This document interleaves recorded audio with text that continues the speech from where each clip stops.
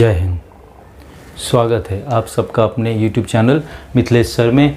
तो जैसा कि आपने पिछला वीडियो ज़रूर देखा होगा, उसमें हमने 1.3 exercise similarity chapter geometry chapter number 1 में हमने 5 सम डाल देते उसमें। टोटल इसमें 9 सम है। Now we are moving to the 6th sum. ये चैप्टर में बहुत ही अच्छे सम्स हैं जिसमें बोर्ड एग्जाम में 3 मार्क्स में या 2 मार्क्स में आने की पोटेंशियल है। ठीक है, तो चलिए फर्स्ट ऑफ ऑल इसमें देखते हैं क्वेश्चन की बोल क्या रहा है।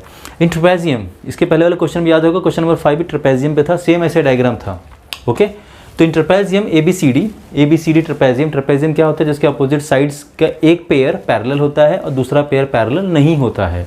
तो AB पैरेलल टू DC है। देखो AB पैरेलल टू DC है और ये वाला देखो पैरेलल नहीं, ये ऊपर जाके इंटरसेक्ट कर जाएगा। So this two are parallel and they are telling me कि ये दोनों जो डायगोनल है, ये दोनों डायगोनल इस पे इंटरसेक्ट करते हैं पॉइंट O पे। AB point diagonal AC and diagonal BD are intersecting each other at point O। अगर AB 20 है, DC 6 है, DC कितना बेटा 6 है, ठीक है। OB 15 है,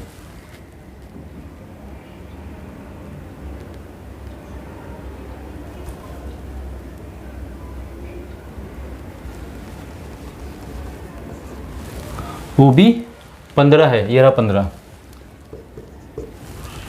तो OD बताओ कितना है, OD कितना है 15। तो देखिए अगर आप ध्यान से देखोगे, नीचे इसका दिया है, इसका पूछ रहा है और इसका दिया हुआ है। इसका मतलब कौन से दो ट्रायंगल की बात हो रही, ये वाला ट्रायंगल, ये वाला ट्रायंगल। ठीक है,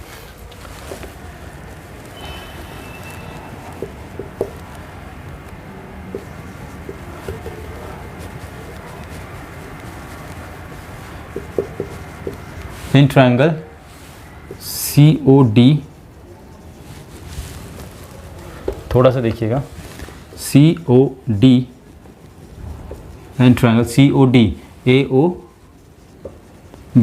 लेकिन इसके पहले वही काम करेंगे जो मैंने पिछली वाले में किया, फिर से इसको इरेज करके करना पड़ेगा। उसमें क्या किया था मैंने बेटा, पहले जो पैरेलल लाइन थे ना, उसमें मैंने अल्टरनेट एंगल अलग से लिखा था। अगर ध्यान से देखा होगा जरूर देखिएगा, बिकॉज वो इंपॉर्टेंट है एक्सरसाइज। ठीक है, इन ट्रेपेजियम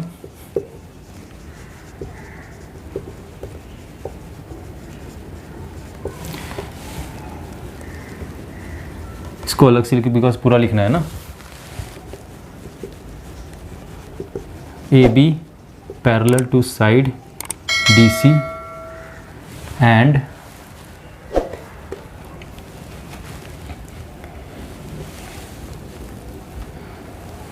जैसे मुझे वहाँ पे लेना था, ये लूँगा मैं, ये वाला और ये वाला। तो DB is a transversal, therefore angle CDO congruent to angle OBA। Statement number 1, a pair of alternate angles। ठीक है, इसको स्टेटमेंट 1 डाल दिया, दिख रहा है स्टेटमेंट 1 बराबर। Okay, now in triangle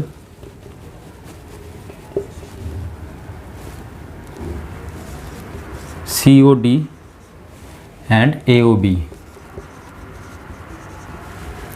angle जो दिया है पहले CDO congruent to OBA from 1, angle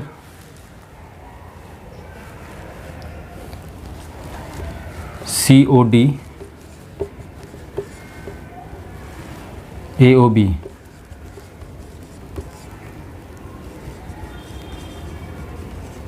a pair of vertically opposite angles।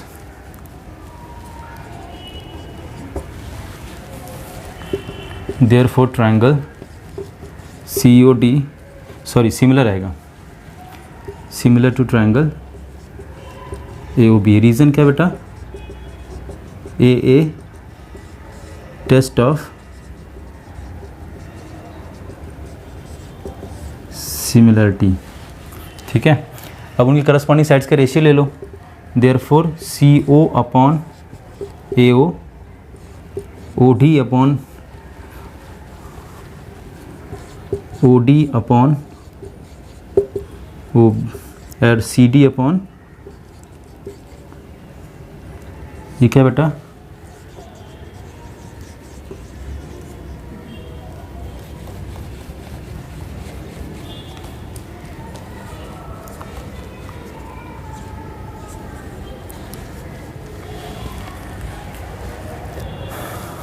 ये क्या बेटा,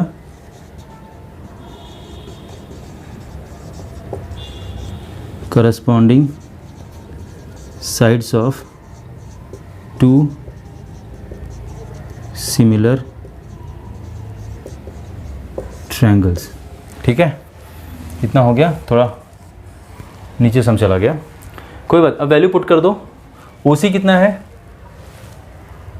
नहीं दिया है, AO भी नहीं दिया है, OB 15, तो पहले जो दिया है CO अपॉन, ठीक है, पहले रख देंगे फिर एलिमिनेट बाद में, क्योंकि एलिमिनेट करना ही है जो हमको पता ही है। देखिए बेटा, OD और OB की तरह, OB दिया है, OD निकालना है, तो OD we don't know, OB कितना है बेटा 15, CD कितना है, CD मतलब DC 6, और AB कितना है बेटा 20। ये भाई एलिमिनेट हो जाएंगे,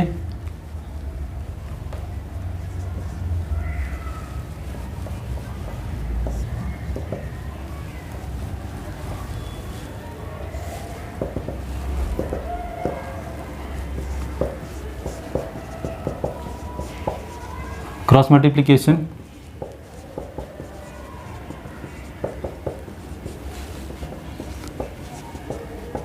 ये अननोन है, इसको निकालना है, तो 6 × 15 के नीचे 20,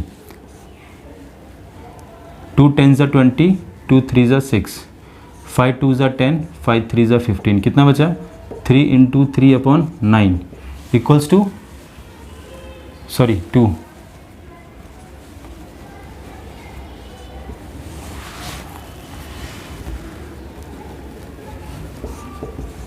9/2 which is equal to 4.5 units. Therefore OD is equal to 4.5 units. OD बोला ना बेटा, हाँ OD कितना है 4.5, थोड़ा सा ना एक्चुअली हाथ ऊपर है, okay, OD is equal to 4.5 unit. You got the answer? ठीक है,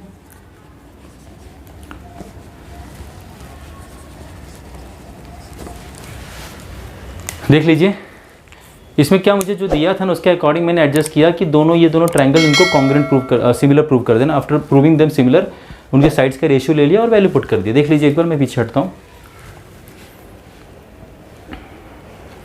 ओके, तो इसमें इन्होंने एक ट्रेपेजियम दिया है, उसके अपोजिट साइड्स का साइड्स पैरेलल है और उसकी मदद से कुछ उन्होंने बोला है कि आप इन दो ट्रायंगल के साइड्स दिए हुए हैं उसका वैल्यू निकालो। तो हमने क्या किया, ट्रेपेजियम लिया और उसका एक डायगोनल लिया।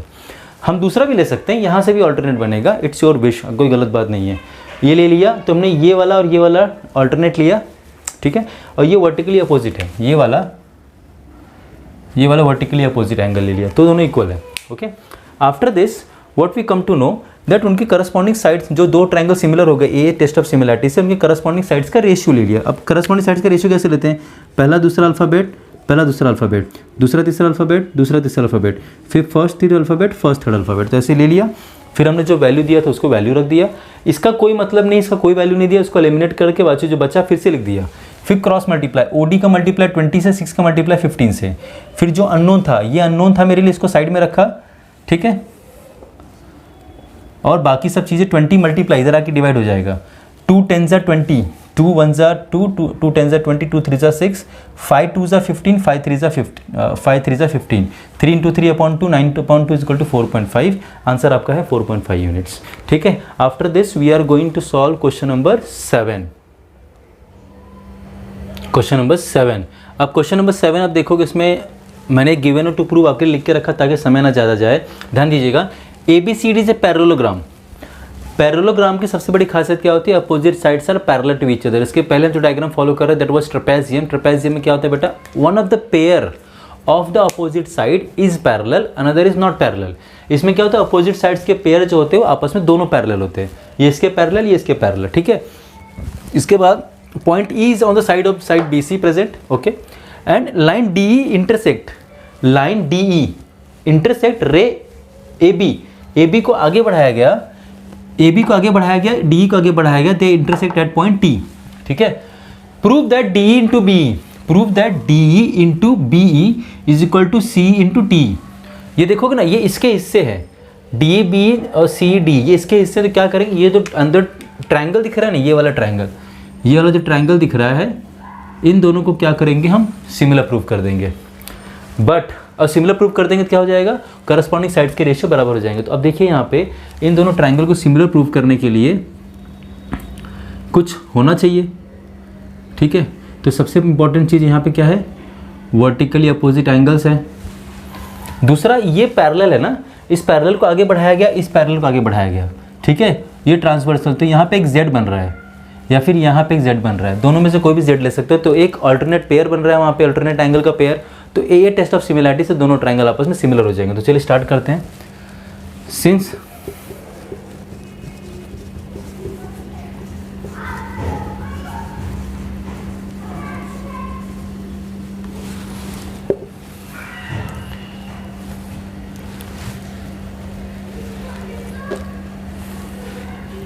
अगर हम इसको लेते हैं A B parallel to C D, तो ये यहाँ पे आएगा, तो ये ऐसा बनेगा,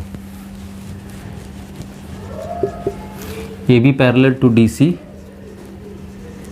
एंड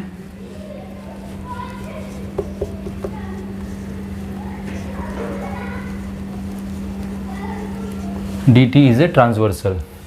इसको यहाँ लिख देता हूँ मैं, is a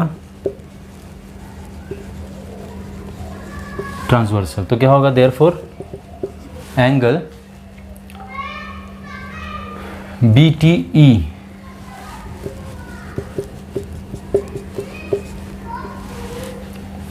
is congruent to angle E D C. देखिए ये मैं बाहर निकाल रहा हूँ आपके लिए, ये वाला है, ये वाला है, तो ये B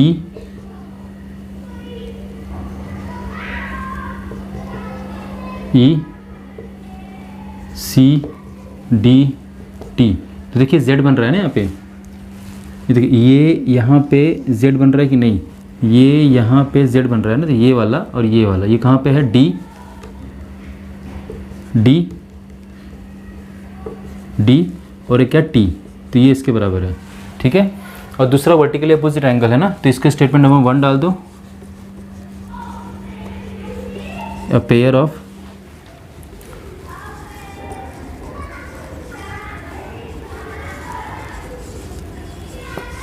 ऑल्टरनेट एंगल्स, ठीक है। नाउ इन ट्रायंगल ले लेंगे अब B E T C E D.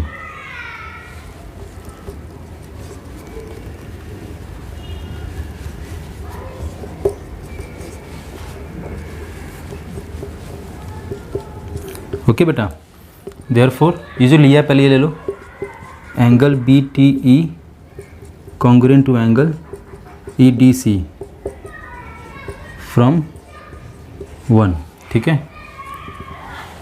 और क्या है? Angle B E T congruent to angle C E D.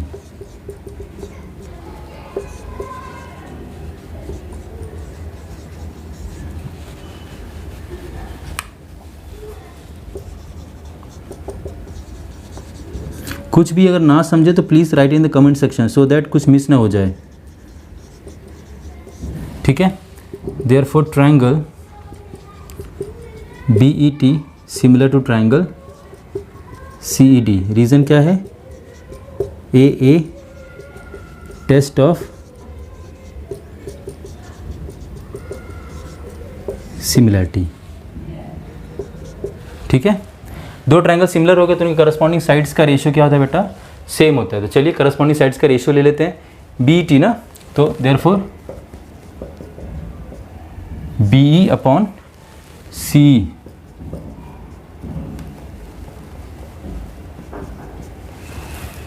E T upon E D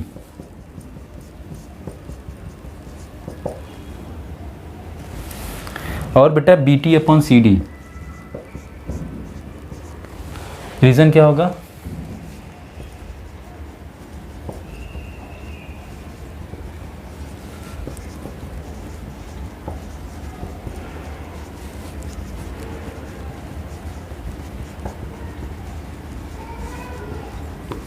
to similar triangles. अब क्या करेंगे, देखिए चाहिए क्या मुझे, डी ई बी ई कहाँ पर है, बी ई डी ई, सी ई और टी, सी ई और टी, इसकी कोई ज़रूरत नहीं, एलिमिनेट कर दीजिए इसको। देयरफॉर क्या बचा, B upon C E is equal to E T upon E T, ठीक है। Cross multiplication B E into E D, E T into C E, हो गया कि नहीं। इसको ऐसा चाहिए तो हम ऐसा कर देंगे। देयरफॉर हमारा आ चुका है, सिर्फ हम एडजस्ट कर रहे हैं। तो ई डी को क्या ले सकते हो, ई डी इधर ले लो पहले, ई डी इंटू बी ही चाहिए, बी, सी इंटू टी, तो सी पीछे ले लो, अब चेंज करो, टी क्या चाहिए, ई टी चाहिए, ठीक है, और ई डी क्या चाहिए, डी ई चाहिए। एक बार में एक ही चेंज करो। मैंने पहले क्या चेंज किया, मैंने पहले क्या चेंज किया था बेटा, पहले मैंने इसको साथ में, मतलब उन्होंने क्या बोला, डी पहले होना चाहिए बी बाद में, डी पहले बी बाद में ना, तो मैंने पहले चेंज किया ऐसे, ठीक है। मैंने left hand right hand side में कोई चेंज नहीं किया है, बिकॉज क्रॉस मल्टीप्लिकेशन से हमारा आंसर आया है, ठीक है, ठीक है। तो हमने उसमें कोई चेंज नहीं किया, हमने क्या चेंज किया, सिर्फ इसको उठा के पहले रख दिया यहाँ पे, इसको उठा के बाद में, ये इधर चला गया, ये इधर चला गया, तो देखिए ई डी पहले आ गया और बी बाद में हो गया, ठीक है। यहाँ पे सी पहले आ गया और ई टी बाद में चला गया, ठीक है। After that what we did, इनको ई डी नहीं चाहिए, इनको डी, तो मैंने इंटरचेंज कर दिया। जैसे मैंने पहले बताया था ना, जैसे डी है, इसको आप डी पढ़ो या ई डी पढ़ो, दोनों क्या है, सेम है, तो ई डी लिख दिया मैंने, और बी वैसे ही रहेगा। फिर सी का ई टी का क्या चाहिए, टी चाहिए, तो मैंने उसको भी घुमा के लिख दिया, तो दोनों सेम है। तो आई होप आपको समझ में आ रहा होगा, ध्यान दीजिएगा, ठीक है, ठीक है। देख लीजिए, मैं स्क्रीन से ऑफ होता हूँ।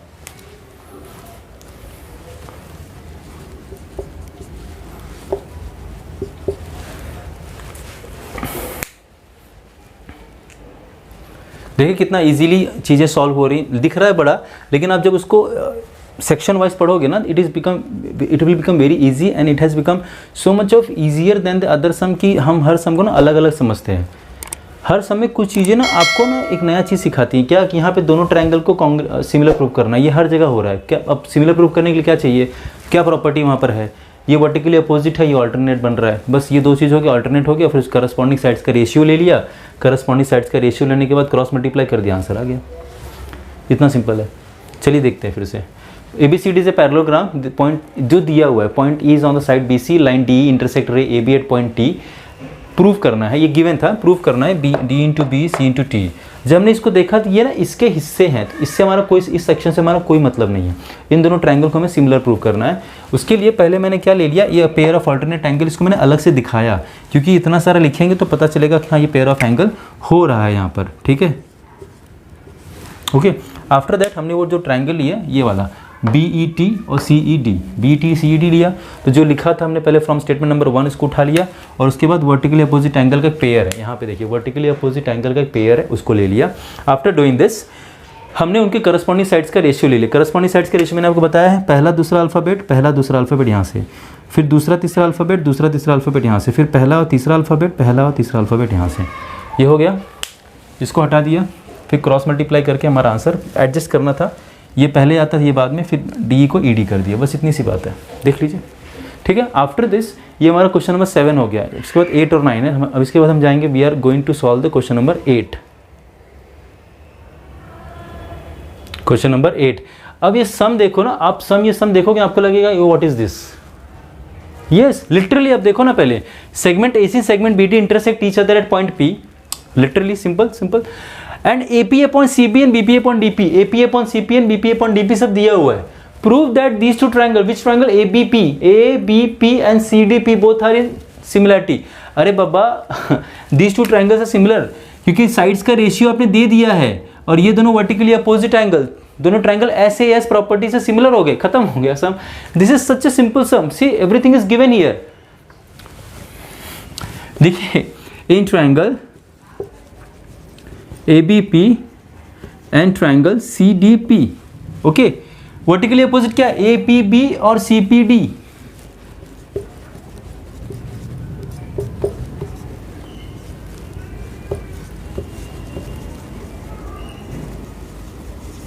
वर्टिकली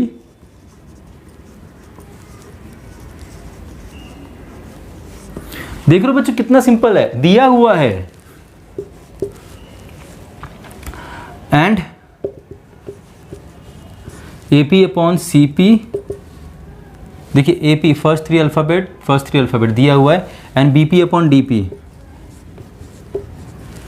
देखिए BP अपॉन DP, क्या रीजन है given, therefore triangle ABP similar to triangle CDP। एक मिनट बच्चों, थोड़ा इसमें दिख नहीं रहा इसलिए मैंने थोड़ा बराबर किया है। CDP, what is the reason? देखिए SAS ऐसा किया जाता है, SAS टेस्ट ऑफ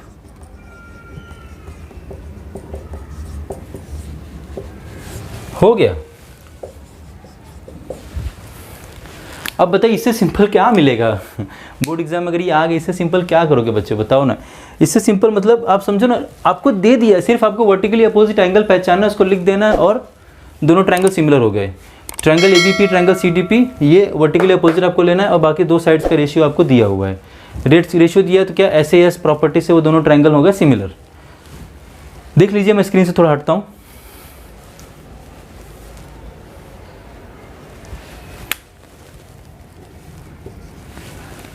देख रहे हैं कितना सिंपल है।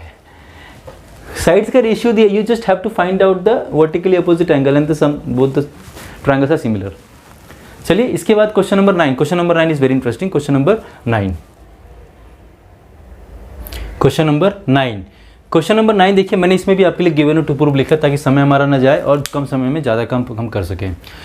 In triangle ABC point D is on side BC such that angle BAC और एंगल DAC बराबर है। एंगल BAC और एंगल DAC बराबर है, ठीक है, ADC सॉरी, BAC और ADC बराबर है। प्रूव करना है CA square is equal to CB into CD।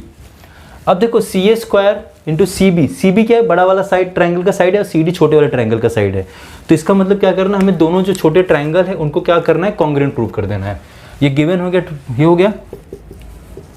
in triangle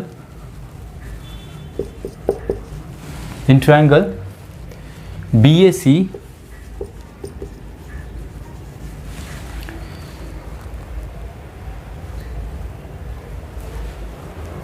ABC, sorry, in triangle ABC, in triangle ABC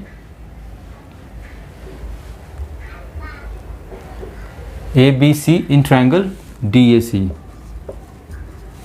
ठीक है। मैं क्यों ऐसा सोच रहा हूं, देखो BAC, ठीक है, B किससे स्टार्ट हुआ है, सॉरी ABC मैंने बोला ABC मतलब A एंगल है ऐसा निशान वाला, फिर B इसके पास आया, फिर C के पास गया, ठीक है, C के पास आया, ठीक है। उसी तरह से D, देखिए ये ऐसे निशान वाला एंगल A है, ऐसे निशान वाला D है, तो D से शुरू किया, A के पास गया, फिर C। जो DAC है ना, ये जो DAC है ना, इसमें ये D है, ये A है, ये C। तो यहाँ पे इस वक्त कुछ नहीं है, ये जो ऐसा एंगल ये पूरा है, ये जो पूरा एंगल है ना, ये इसके बराबर है। तो ये कुछ नहीं है यहाँ पर, ये क्या है, कुछ नहीं है। तो देखो ए बी सी, ए ऐसा निशान वाला फिर खाली वाला फिर सी, तो डी ए सी ऐसा निशान वाला फिर खाली वाला, ये खाली वाला है फिर सी। इस तरह से नाम अच्छे से लिखना होता है ताकि हमारा जो आंसर है ना प्रॉपर है। और जब ट्रायंगल का नाम लिखते हो, when you are writing to prove two triangles congruent और when you are writing to prove two triangles similar, in both the cases you have to write the name of those two triangle in proper sequence. ठीक है, धीरे धीरे सीखेंगे। A B C D A C, C last में आ रहा है। ठीक है, जो दिया पहले लिख लो, एंगल बी इक्वल दिया तो इक्वल लिख लो।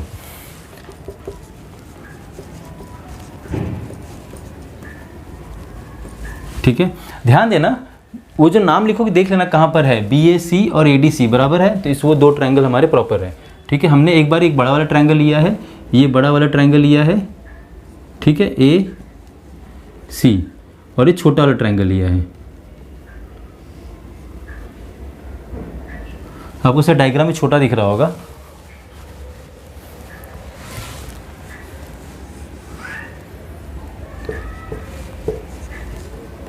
देखिए सी कॉमन एंगल है और ये वाला दिया हुआ है।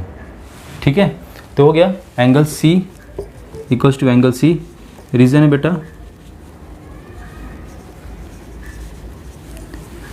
Therefore triangle A B C similar to triangle D A C.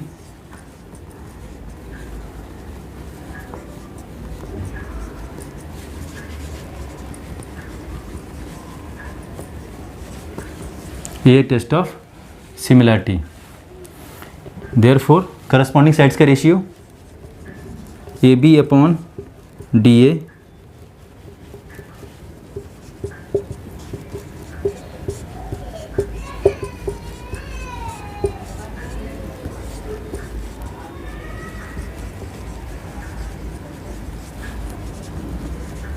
corresponding sides of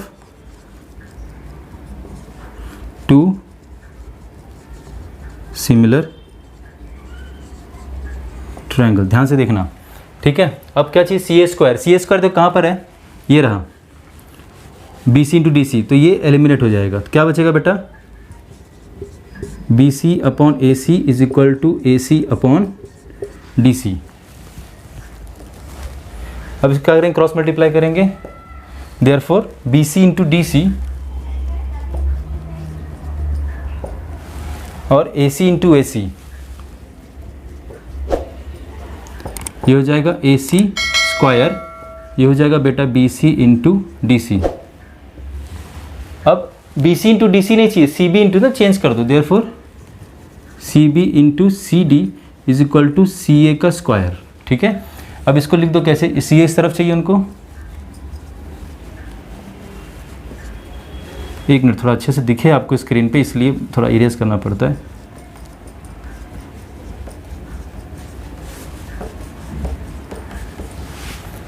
कितना इजीली देखिए, दो ट्रायंगल को सिमिलर प्रूव करने आना चाहिए। ये समझना चाहिए कि मुझे क्या प्रॉपर्टी, क्या चीज़ें लेना है, और अब करते करते आएगा। ऐसा मत सोचो कि एक बार वीडियो देख लिया, एक बार प्रैक्टिस कर लिया। नो, कुछ समय के बाद, कुछ रेगुलर इंटरवल के बाद you have to repeat those sums, because अगर आप रिपीट करते जाओगे आपको समझ में आएगा। अदरवाइज क्या हो जाएगा पता है, हर बार आप करोगे ना, हर बार आपको कुछ नया नया ही मिलेगा वहाँ पे। तो उस नए नए के चक्कर में पड़ोगे ना, मतलब आज पढ़ लिया, अरे मुझे आता है, अरे मुझे आता है, नहीं आता है तो टेक्स्ट बुक खोल के क्वेश्चंस देखो। और एक चीज़ और मैं ट्रिक बता दूं, अगर आप लोग फॉलो नहीं करते हैं, when you are learning the questions, चाहे क्वेश्चन लर्न कर रहे हो, चाहे आप ज्योमेट्री अलजेब्रा के सम सॉल्व कर रहे हो, टेक्स्ट बुक में से देख के, जैसे आप डाइजेस्ट में देख रहे हो या किसी मास्टर की में, या फिर समझो कि किसी भी नोट्स वगैरह में देख रहे हो, पढ़ाई कर रहे हो, आपने वहाँ से आंसर प्रिपेयर किया, आपने देखा, लिखा, हो गया, रेडी, ओके ठीक है। पर जब सॉल्व करने के लिए आता है ना, तो आप उसको क्वेश्चन डाइजेस्ट खोल के मत देखो, हाँ ये क्वेश्चन है, इसके नीचे ये आंसर होता है, तो दिमाग पता है काम नहीं करता है, दिमाग काम नहीं करता। तो क्या करोगे, जब आपका तैयार हो गया ना क्वेश्चन, ये क्वेश्चन का ये आंसर हो, समझो यही है, ये क्वेश्चन का आंसर आपने तैयार कर लिया। अब प्रैक्टिस जब करना होगा ना, तो अब क्या करोगे, आपको क्वेश्चन लिखोगे या क्वेश्चन देखोगे ना, क्वेश्चन चाहिए मुझे, तो क्वेश्चन क्या करोगे, आप वही डाइजेस्ट खोलते हो, वही नोट्स खोलते हो, वीडियो खोलोगे, उसी में देखोगे, ये अपने वीडियो पे आओगे, वहाँ पे देखोगे हाँ ये ऐसा होता है, फिर यहाँ से क्वेश्चन लिखोगे, सॉल्व करना स्टार्ट करोगे। Don't do this. एक बार ये हो गया तो इसको पॉज कर दो, मोबाइल ऑफ कर दो, ठीक है। अब आप जाओ टेक्स्ट बुक पे सम दिखेगा, वहाँ से देख के सॉल्व करो, टेक्स्ट बुक के क्वेश्चंस देख के सॉल्व करो। क्यों पता है? दिमाग का साइकोलॉजिकल चीज़ है कि जब आपका क्वेश्चन के नीचे आंसर लिखा हुआ है या सामने क्वेश्चन भी सामने आंसर भी है, तो व्हाट ब्रेन विल डू ना, the brain will not start about thinking, brain will not start थोड़ा सेंटेंस नहीं बन रहा है, brain will not start thinking कि what is the problem, he will think, brain will think that whenever my question is there in front of me, answer is down there. So I am seeing the question, there is an answer. So brain will not think about this कि इसका solution कैसे होगा, brain will not think about how to do the process of this, what are the things that are missing in it. No, brain will not do anything of that. Brain क्या करेगा पता है? Question दिखा, answer दिखा, कर दिया. So the most important thing which you have to do here is when you are practicing ना, practice it from textbook. Once you prepared from the video, once you prepared from the notes, go for the textbook and start from the reciting textbook. textbook आपने देख लिया, textbook आपने समझ लिया, textbook समझने के बाद आप वहाँ से सॉल्व करो। फिर जो नहीं समझा वापस से वीडियो पे आ जाओ, वापस से नोट्स पे आ जाओ, चलेगा, लेकिन इसको बंद करो। लेकिन जब सब सॉल्व आपके सामने टेक्स्ट बुक होनी चाहिए, because when questions are in front of you, brain will start thinking कि इसमें करना क्या, इसमें क्या नहीं करना है, कैसे नहीं करना है। तो brain will start thinking and brain will actually respond in that situation. Otherwise क्या होगा मालूम है? क्वेश्चन लिखा, आंसर लिखा हुआ है, अरे ये तो आता है। और ऐसे बच्चों का प्रॉब्लम क्या होता है पता है? एग्जाम में प्रॉब्लम ये हो जाता है, जब आपके पास क्वेश्चन पेपर आता है, आप क्वेश्चन पलट के देखते हो, अरे ये तो आता है, ये तो हाँ ये तो पढ़ा हुआ है, तो आता है, ये तो आता है। और जब सॉल्व करने के लिए उस क्वेश्चन का नंबर आता है 10 मिनट बाद, आधे घंटे बाद, 1 घंटे बाद, जब उस क्वेश्चन का नंबर आता है ना बेटा, गॉन, उसकी पहली लाइन ही नहीं याद आती है। तो इस चीज़ से बचने के लिए आपको मैं बता रहा हूँ, बहुत ही इंपॉर्टेंट साइकोलॉजिकल ट्रिक है। जब आप आंसर याद हो जाता है, लर्न हो जाता है, तो आप नोट्स को और वीडियो को थोड़ी देर के लिए ऑफ कर दो। आप जाओ टेक्स्ट बुक पे, आप देखो वो सम लिखा है ना, तो टेक्स्ट बुक में दिमाग को क्या दिखेगा? क्वेश्चंस, फिर दिमाग सोचेगा आंसर्स, फिर दिमाग काम करेगा, अच्छा इसका ये आंसर होता है, इसका ये आंसर होता है। So this is the way a person learns and person retains in his brain. So it is important for you guys to remember and to study in a proper manner so that it will affect you in a examination. Otherwise क्या होगा? आज पढ़ा, कल भूल गए, फिर से पता लगा कल पढ़ना पड़ेगा। तो इतना टाइम नहीं है ना, बहुत सारे सब्जेक्ट हैं हमारे पास। तो ये बात आप ध्यान में रखिए। अब फिर जहाँ तक इस क्वेश्चन की बात है, आप देखो ना, इसमें दिया हुआ है कि ये वाला एंगल इस वाले एंगल के बराबर है, ठीक है, और पॉइंट डी जो है बीसी के ऊपर। तो हमें बताना सी ए का square is equal to C D into C B into C D. तो देखो ये ए सी दोनों में आया है, इस वाले ट्रायंगल में भी आया है, बड़े वाले में, तो जाहिर सी बात है ये इसमें सी ए स्क्वायर होने ही वाला है, ठीक है। बस हमको लेना वैसे है, तो हमने क्या ले लिया? ए बी सी, पहले गिवन और टू प्रूव लिखा हमने, जो कि दिया हुआ है, ये टू प्रूव है हमारा, बाकी सब गिवन है। In triangle A B C, in triangle A B C, ये इक्वल नहीं, सिर्फ मैंने आपको नाम लिखने के लिए सिंबल बताया था कि कैसे नाम लिखोगे। नाम कैसे स्टार्ट हो रहा है? ये वाला निशान से ए ब्लैंक बी सी, फिर यहाँ भी स्टार्ट होगा ये वाले निशान से डी ए सी। तो ये वाला एंगल बराबर है, दिया हुआ है, कहाँ गया? ये वाला एंगल बराबर, ये दिया हुआ है, और एंगल सी कॉमन एंगल, देखो ए डी सी में भी आ रहा है, बी ए सी में भी, सी कॉमन एंगल है, ठीक है। ये रहा, मैंने दोनों अलग अलग बनाए, सी कॉमन एंगल है, दोनों में आ गया, ए टेस्ट ऑफ सिमिलरिटी से बराबर हो गए। अब यहाँ पे साइड्स के बारे में बात किया है। When two triangles are similar, their corresponding sides are also in equal ratio, so we have to take the equal ratio, we have taken that, ले लिया, इसकी कोई ज़रूरत नहीं है, हमने ले लिया। फिर देखा ए सी इंटू ए सी, क्रॉस मल्टीप्लीकेशन किया, आंसर आ गया। अब ए सी नहीं चाहिए इसको, दे वांट सी ए, तो हमने इसको सी ए में रिप्लेस कर दिया, बी सी को सी बी में कर दिया, और डी सी को सी डी में कर दिया।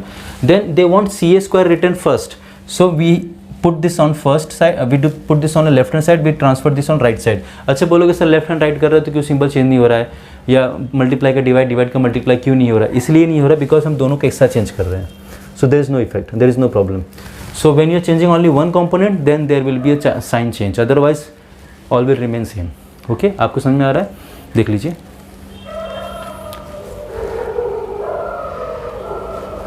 So in this way we have finished the entire 1.3 exercise. This is very important exercise. So I guess बच्चों आप सब समझ में आ रहा है, हम आपके लिए मेहनत कर रहे हैं। लाइक ज़रूर कीजिएगा, सब्सक्राइब जरूर कीजिएगा, फ्रेंड सर्कल में शेयर कीजिएगा। आपसे बहुत उम्मीद है कि आप मिथिलेश सर चैनल को सपोर्ट करेंगे और इसको आगे बढ़ाएंगे। कुछ भी नहीं समझ रहा बच्चों, पूछिए, ये आपके लिए हो रहा है, आपके फ्यूचर के लिए हम यहाँ पे हेल्प करने, मतलब वीडियोस बना के हेल्प करने की कोशिश कर रहे हैं। आई होप आपको पसंद आ रहा हो। कुछ भी नहीं समझ में आता प्लीज़ बताइए। जहाँ भी आप देख रहे हैं वीडियो, मेरी पूरी उम्मीद है कि हम सब पढ़ के अच्छा नंबर लाएंगे और अपनी मम्मी पापा को खुश रखेंगे। आपके मम्मी पापा आपके लिए बहुत सेक्रीफाइस करते हैं बच्चों, कुछ कीजिए उनके लिए। प्रॉमिस कीजिए आप कुछ करोगे उनके लिए, अच्छे मार्क्स लाके उनको खुशी दीजिए, उनके होठों पे वो खुशी, उनके दिल में वो खुशी होनी चाहिए कि मेरे बेटे ने अच्छा परसेंटेज लाया। मिथिलेश सर की वीडियोस देखे, अपने नोट्स पढ़े, स्कूल के सर की बातें सुनी, सब कुछ करने के बाद क्या हुआ, बच्चा खुश है, माँ बाप खुश है, वही मुझे चाहिए। आपकी खुशी मेरी खुशी है। You understand that? Thank you so much बच्चों। आप वीडियो देखते हो, समझते हो, लाइक करते हो, सब्सक्राइब करते हो और अपने फ्रेंड सर्कल में शेयर करते हो। Thank you so much channel को सपोर्ट करने के लिए। Thank you. जय हिंद।